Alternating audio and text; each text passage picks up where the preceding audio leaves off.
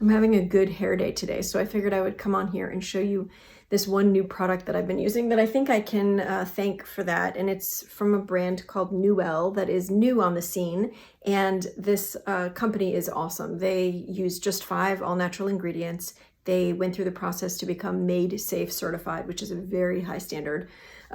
They source their ingredients from female farmers in Ghana and Morocco. They're like the total package for everything that I'm always looking for. Plus, no synthetic anything, which means the scent is actually one that I like. It's rosemary and clary sage, which is like earthy and rich, and it doesn't linger.